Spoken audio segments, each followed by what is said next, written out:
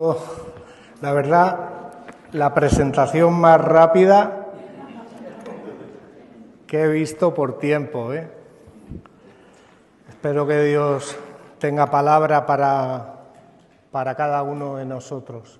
Yo soy el hermano de Fina y, bueno, esta canción de Maravilloso Jesús es para mí, pues me trae muchos recuerdos, ¿no? Porque cuando llegamos a Reto, digamos, en el año 87, era una de las canciones que se cantaban, ¿no? Y ahí estaba el director de Reto con la guitarra y los chicos del coro, por así decir, las chicas que había, pues animando al personal, ¿no?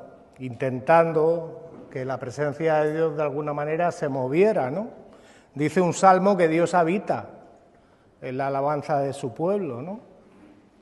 Entonces, Dios se debe a su palabra, no puede mentir, no es hombre para que mienta, ¿no? Ni es como nosotros, no es hijo de hombre para que se arrepienta. Quiero hablaros, ya le comenté el título a Juanjo, que me preguntó, el título es El buen pastor. Y todos sabemos, o la mayoría sabemos, que se encuentra en el capítulo 10 de Juan. Es una de las 7 declaraciones de la deidad de Dios, ¿verdad? Cuando Dios se presenta a Moisés, por ejemplo, en Éxodo, ¿no? Moisés le pregunta, bueno, y si me preguntan quién es el que te envía, ¿qué le responderé, no? Y Dios le dice, yo soy el que soy, por tanto así dirás a Faraón, ¿no? Y así dirás a mi pueblo, yo soy, me envía a vosotros, ¿no? Cuando la segunda persona de la Trinidad se hace carne en el tiempo de Dios, en el tiempo idóneo, el evangelista Juan, digamos, como él se centra más en lo que es la deidad de Dios, registra esas 7 declaraciones de Dios. La primera en el capítulo 4 de Juan, cuando Jesús dice yo soy el pan de vida. La segunda declaración de yo soy se encuentra en el capítulo 6, cuando dice, perdón, la primera declaración se encuentra en el capítulo 6, cuando dice yo soy el pan de vida. La segunda declaración de la deidad de Dios se encuentra en el capítulo 8, cuando dice, en capítulo 8, versículo 12, yo soy la luz del mundo, el que me sigue no andará en tinieblas, sino que tendrá la luz de la vida. Tercera y cuarta declaración se encuentra registrada en el capítulo 10 de Juan, cuando dice yo soy la puerta y luego dice yo soy el buen pastor. La quinta declaración se encuentra registrada en el capítulo 11 de Juan, cuando le dice a Marta, yo soy la resurrección y la vida, el que cree en mí, aunque esté muerto, vivirá. La sexta declaración se encuentra registrada en Juan 14:6, cuando Tomás, en el contexto, le está diciendo, bueno, no sabemos a dónde vas, ¿cómo vamos a saber el camino, ¿no? No habían entendido todavía, pero Jesús le dice, yo soy el camino, la verdad y la vida, nadie viene al Padre sino por mí. Y luego la otra declaración se encuentra en el capítulo 15, cuando dice yo soy la vid verdadera. Israel fue la vid desechada, la vid que registra Isaías, que fue labrada por Dios, que fue trabajada, al final acabó siendo desechada, en cierta manera, ¿no? Y se cumple lo que Juan registra en el capítulo 1, a los suyos vino, los suyos no le recibieron. Mas a todos los que le recibieron les dio autoridad, potestad de ser hechos hijos de Dios, y esto no es porque vosotros, ¿no? No le dijo así, pero le dio a entender que no es por voluntad de sangre, ni de carne, ni de varón. O sea, no es por genealogía, No es porque Israel fuera un pueblo especial, ¿no? Y ya tenían.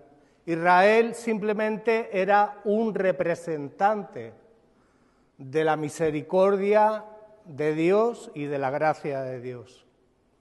Eso fue lo que le dijo a Moisés en el capítulo 7 de Deuteronomio. No os he escogido porque vosotros seáis especiales, sino para mostrar en vosotros mi misericordia, ¿no? No me quiero perder, quiero solamente dejar claro eso. Y quiero deciros también que para entender bien esta declaración de Jesús, en este capítulo 10, tenemos que ir 600 años atrás aproximadamente a una declaración que Dios le dio al profeta Ezequiel. Sabemos que toda la palabra de Dios es inspirada, ¿no?, por él. Eso dijo Pablo a Timoteo, ¿no? En 2 de Timoteo, capítulo 3, versículo 16-17, el escritor o los traductores registraron esas palabras, ¿no?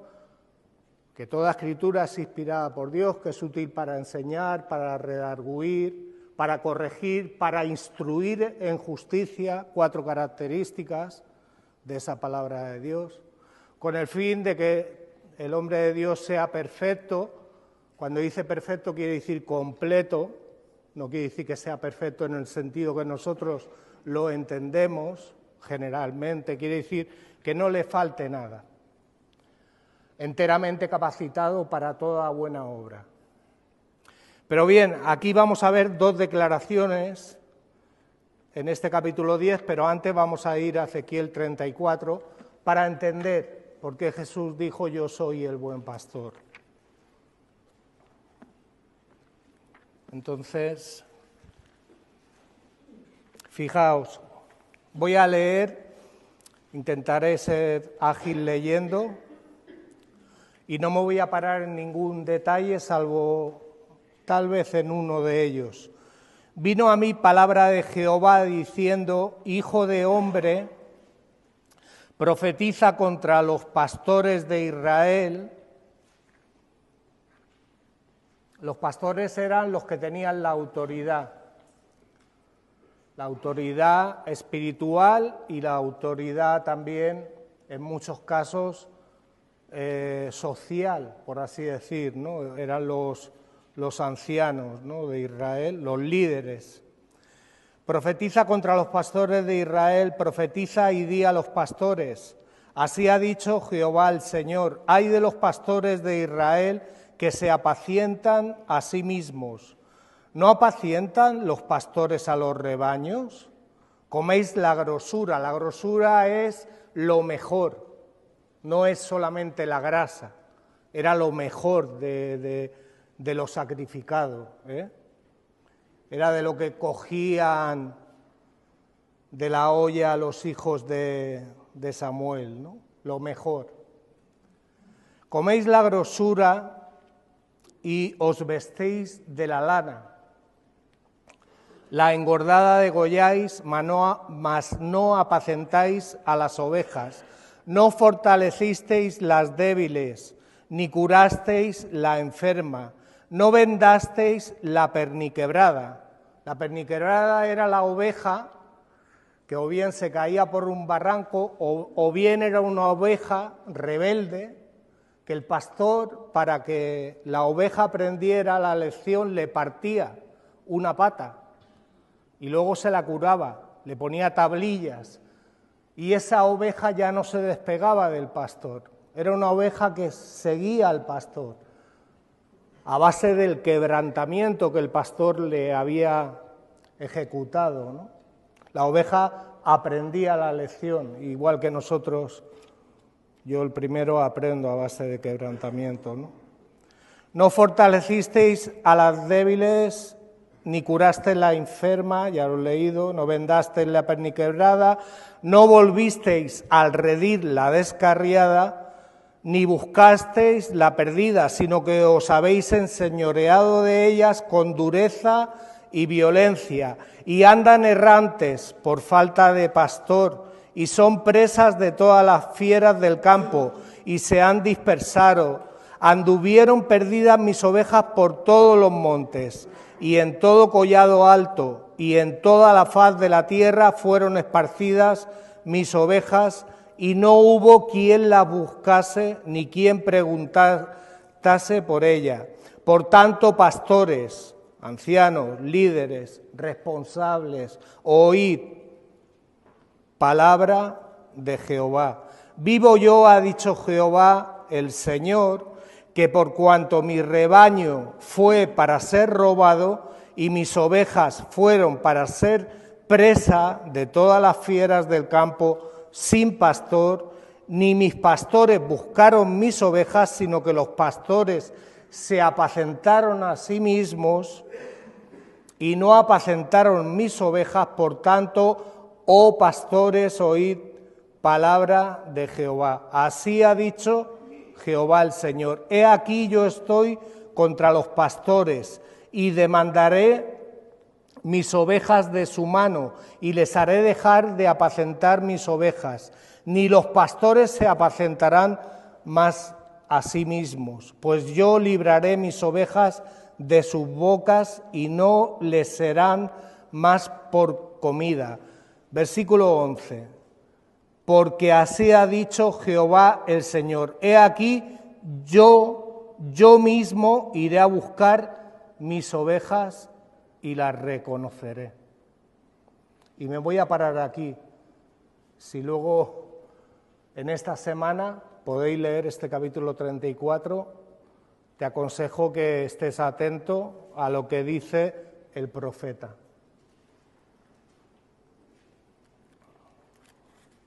El hermano de Jesús, Santiago, decía: no os hagáis maestros muchos de vosotros, sabiendo que vais a recibir mayor condenación.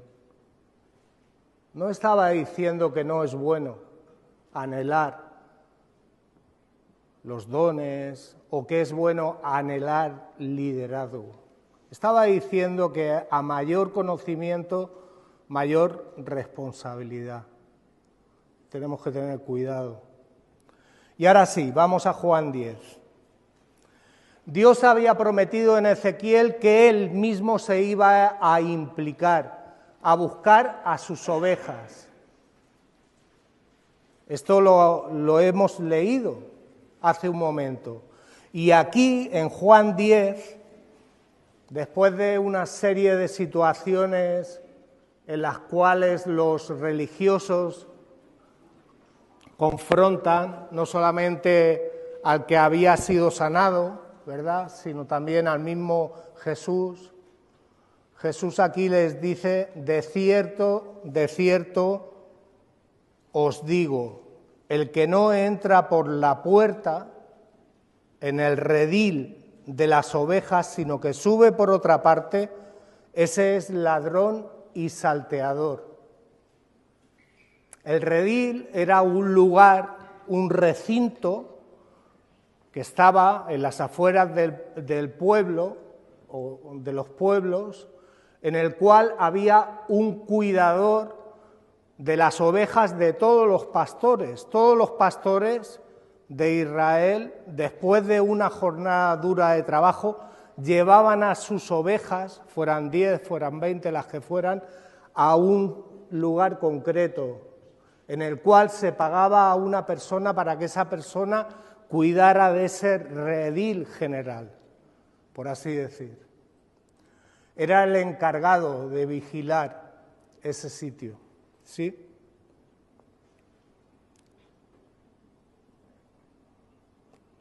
Mas el que entra, ese por la puerta, el pastor de las ovejas es. La puerta era una puerta estrecha.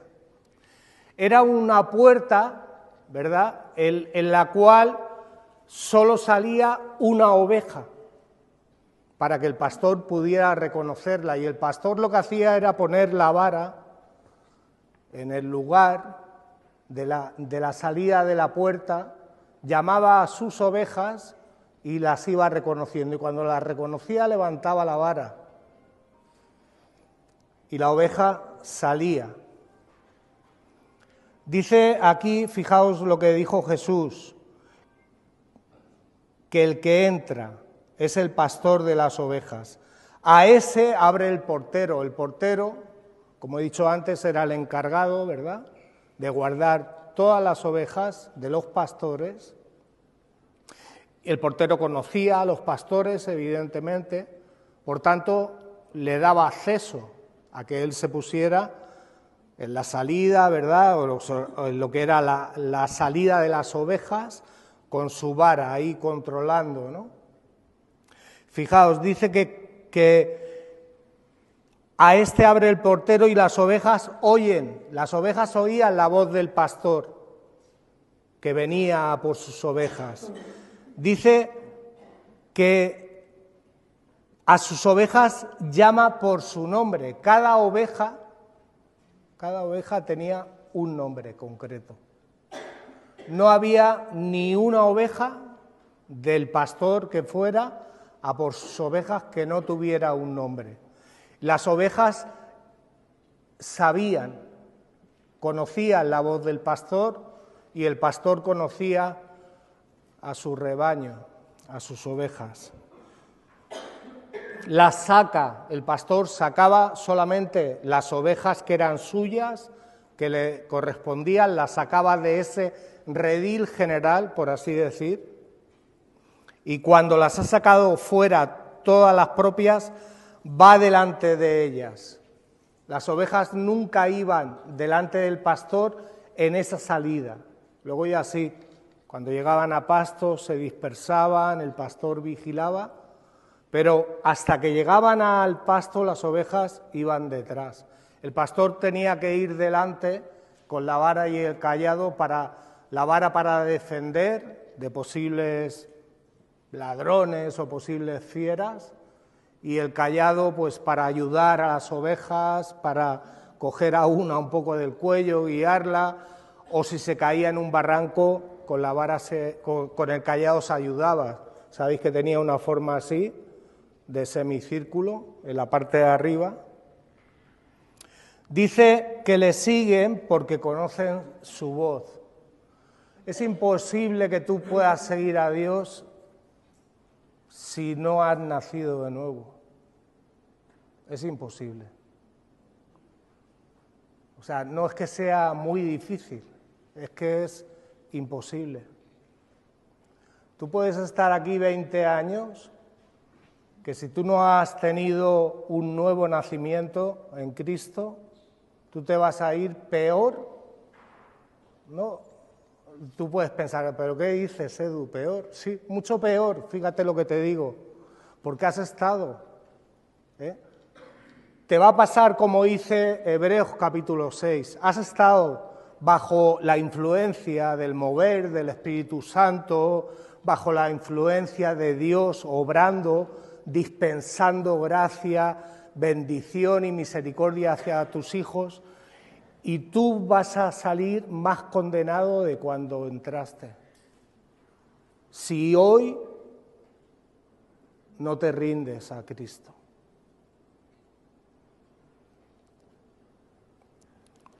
Y no hay término medio.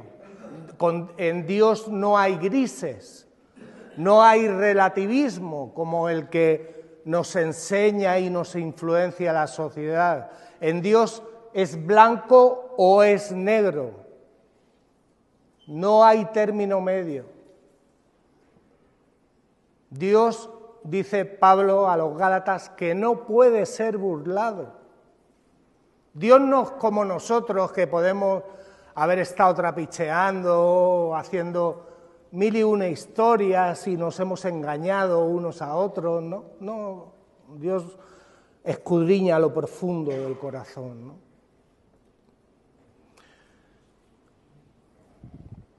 Bueno, las ovejas conocen la voz del pastor, mas al extraño no seguirán, porque no conocen la voz del extraño, sino que huirán de él. Si tú tienes una relación personal con Dios honesta, sana, sincera, tú vas a reconocer cuando viene aquí un charlatán y te dice 4 payasadas que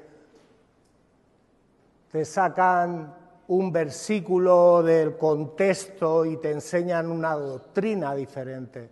Si tú tienes una buena relación con Dios, tú vas a tener ese discernimiento de Dios para decir esto no es de Dios, esta no es la voz de mi pastor. No hay ninguna revelación nueva, todo se encuentra aquí. Todas las cosas, decía Pedro, que pertenecen a la vida y a la piedad, están aquí, ya nos han sido dadas. Están aquí y están aquí, si tú has nacido de nuevo.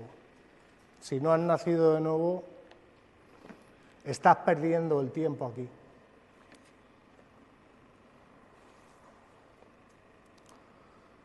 Esta alegoría, les dijo Jesús, bueno, hay teólogos que no están de acuerdo con que fuera una alegoría, ¿no? Hay otros que dicen que más bien era una metáfora, otro un ejemplo.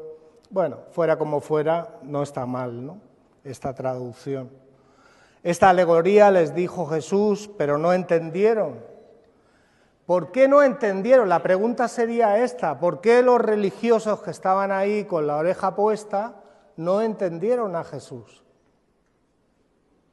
Bueno, Jesús lo deja claro, porque no eran ovejas, eran religiosos.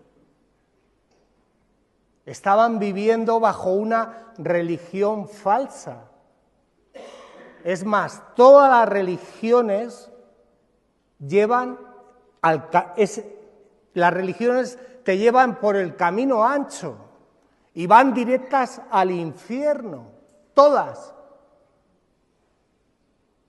La única religión que no te lleva es la que decía el hermano de Jesús, Santiago, ¿no? La religión pura y sin mancha es esta, ¿no? Visitar a las viudas, a los huérfanos, abstenerse sin mancha en el mundo, es decir, llevar una vida santificada habiendo nacido de nuevo primero.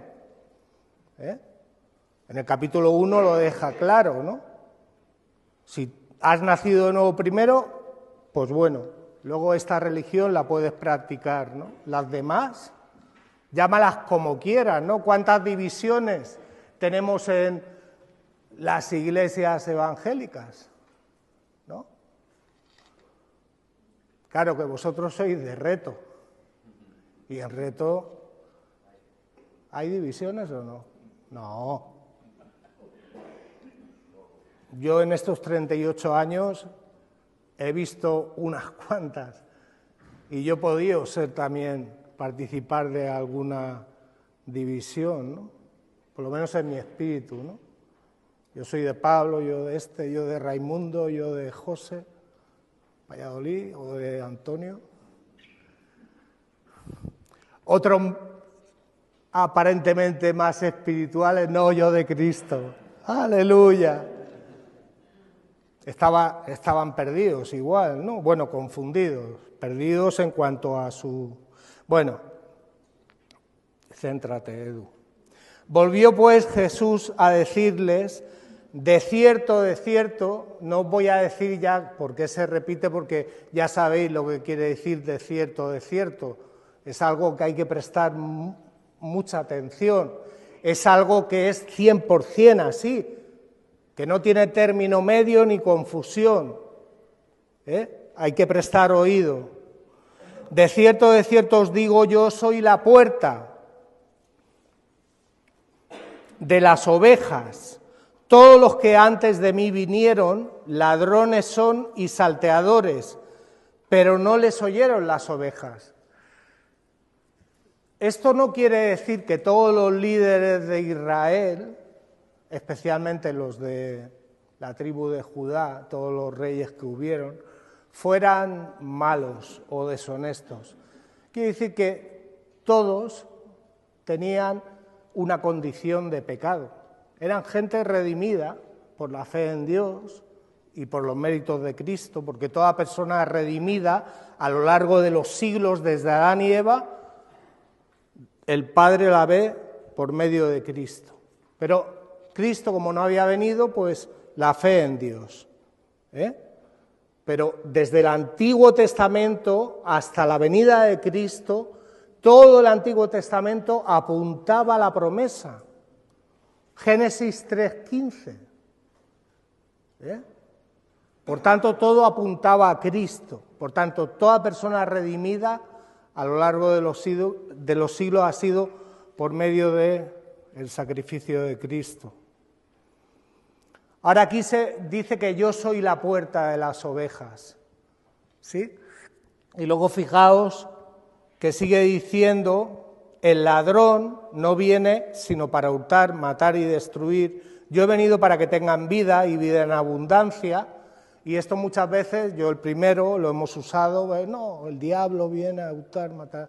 Claro que sí, que el diablo viene a hurtar, a matar, a destruir y a hacer un destrozo como el que está haciendo en el mundo, ¿no?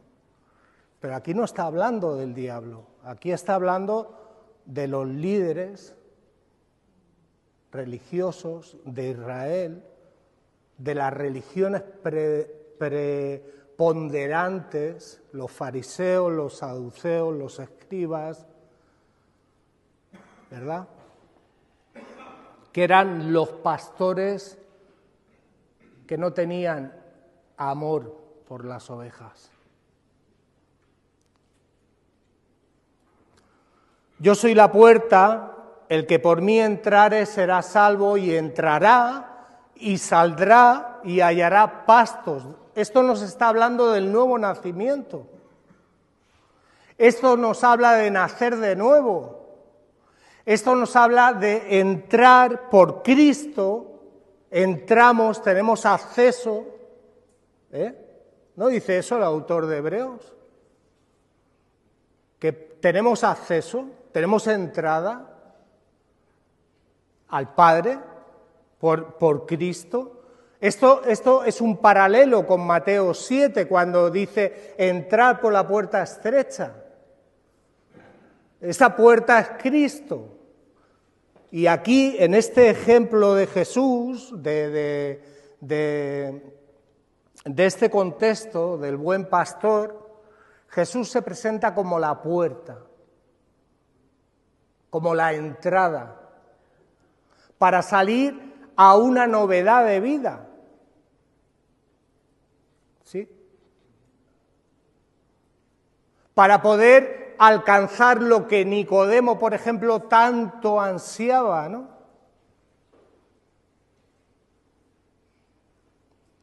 Y que Jesús le puso claro que no era por ninguna obra, solamente por la obra de Dios, por medio de Cristo, y como dice Pablo a los Colosenses, la regeneración por el lavamiento de la palabra, una obra conjunta entre el sacrificio de Cristo, la fe dada por Dios, porque si tú tienes fe salvífica es porque Dios te la ha dado.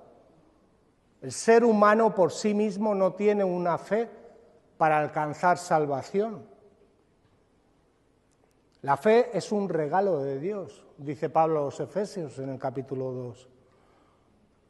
El otro hermano de Jesús, Judas, también lo dice.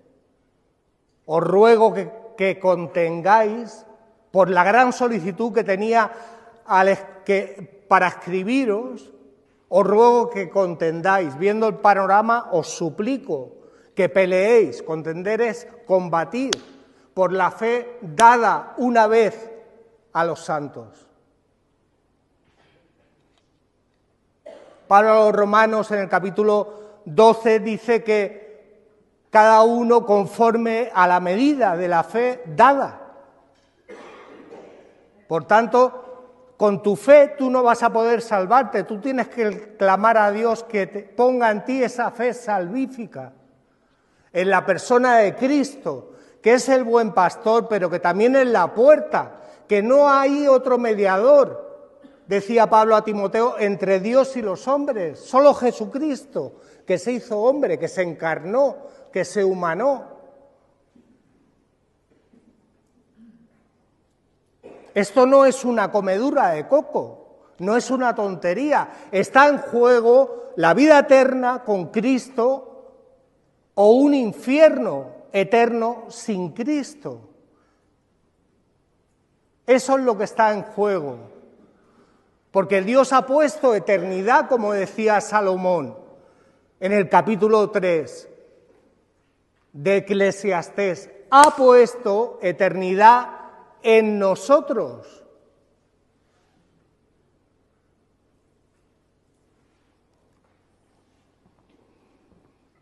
Por tanto, no endurezcas.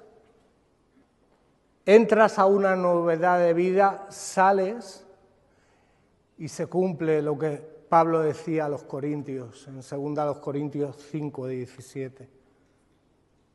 Si alguno está en Cristo.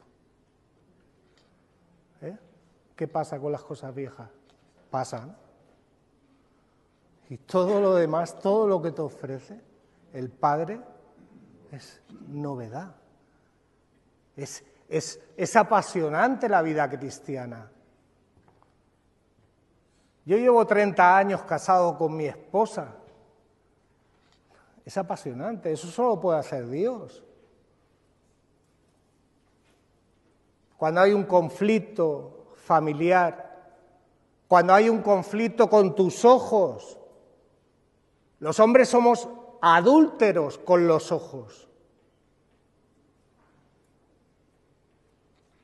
Por eso Jesús dijo, si tu ojo te es ocasión de caer, más vale que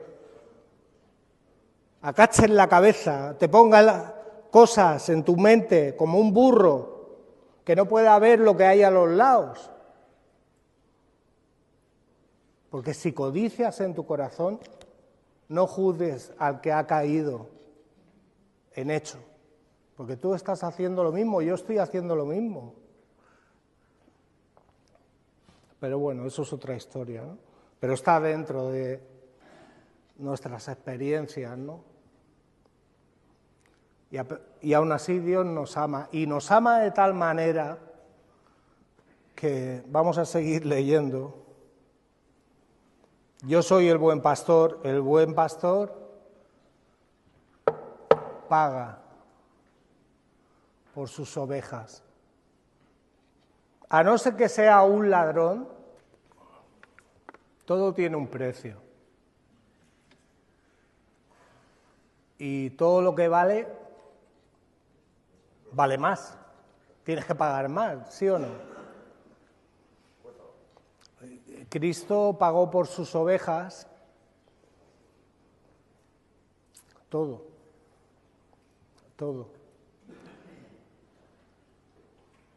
Hasta el punto de que siendo el pastor, siendo el líder, siendo el que tenía dominio, autoridad sobre su rebaño, se hizo oveja, se hizo cordero. Es más, es el Cordero de Dios.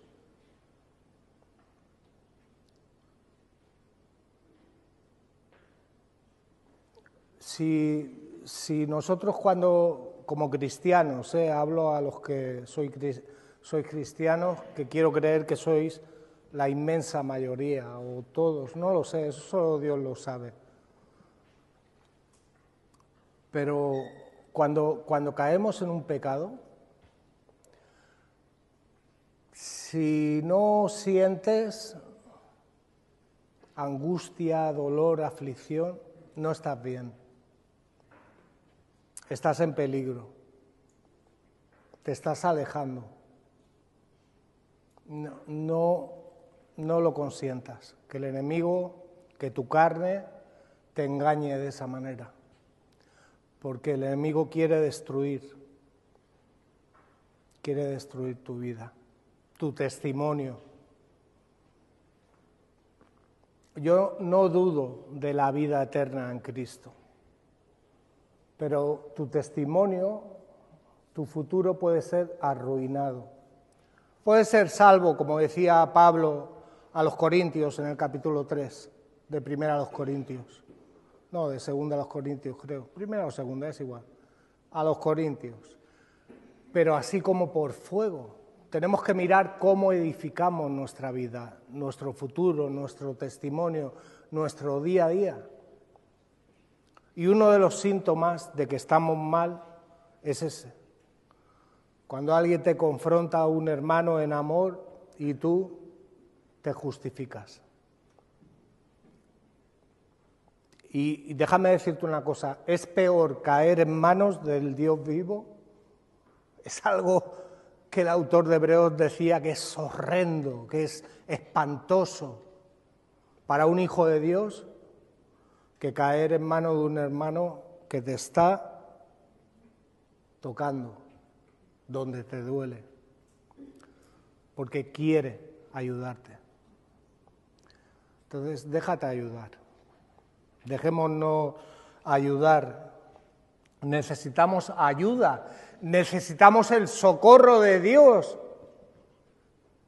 necesitamos la ayuda de lo alto.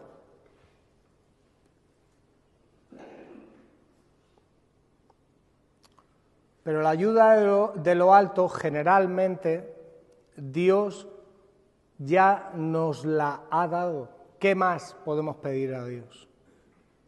Y nos la ha dado por su palabra, porque nos ha sellado, ¿no?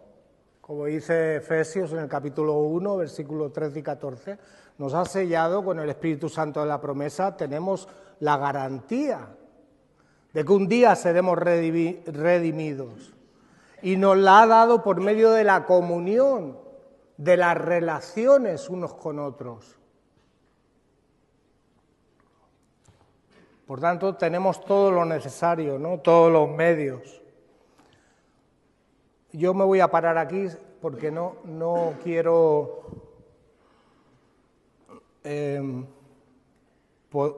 no quiero seguir, esa es la verdad. Me gustaría que tuviéramos un tiempo de oración y me gustaría que fueras un hombre